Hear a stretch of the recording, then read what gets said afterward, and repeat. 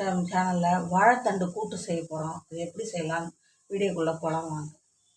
வாழைத்தண்டை அரிஞ்சு இங்கே பாருங்கள், அதில் கடுகு மிளகா போட்டு கொஞ்சோண்டு உப்பு போட்டு இந்த வாழைத்தண்டையும் அதிலே போட்டு மஞ்சத்தூள் போட்டுருவேன். வெந்துக்கிட்டு இருக்கு. இங்கே பாருங்கள், இதில் ஒரு கரண்டி பருப்பு போட்டாச்சு கூட்டுக்கு. தோரம் பருப்பு, வேக வச்ச பருப்பு.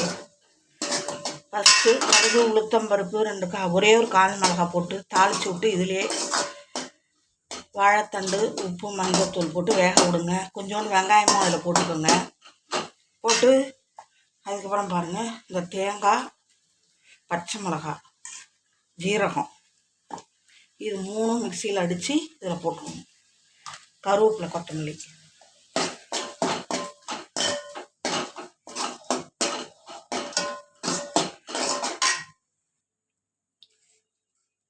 பெருங்காயம் கொஞ்சம் போட்டுக்கோங்க.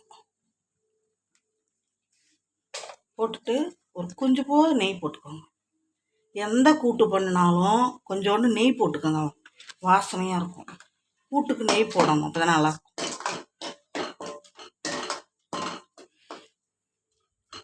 இப்போ எல்லாமே உங்களுக்கு ரெடி ஆகிடுச்சு பாருங்கள். பருப்பும் போட்டுட்டேன்.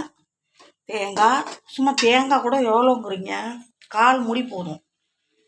கூட்டுக்கு தகுந்த மாதிரி போட்டுக்கோங்க. அதிலே ஜீரகம், பச்சை மிளகாய் 2 அடித்து இதில் போட்டுட்டேன். எல்லாம் திக்காகிடுச்சு பாருங்கள்.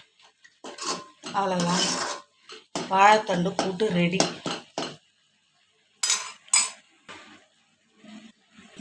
இதே போல் நீங்களும் உங்கள் வீட்டில் வாழைத்தண்டு கூட்டு செஞ்சு பாருங்கள். இது சாதத்தில் போட்டு பிசைஞ்சு சாப்பிட்டா நல்லாயிருக்கும். ரசம் வச்சு விட்டுறலாம். இதே போல் நீங்கள் செஞ்சு பார்த்துட்டு கமெண்ட்டில் சொல்லுங்கள். என் சேனலை பார்த்துட்டு சப்ஸ்கிரைப் பண்ணுங்கள். நன்றிங்க.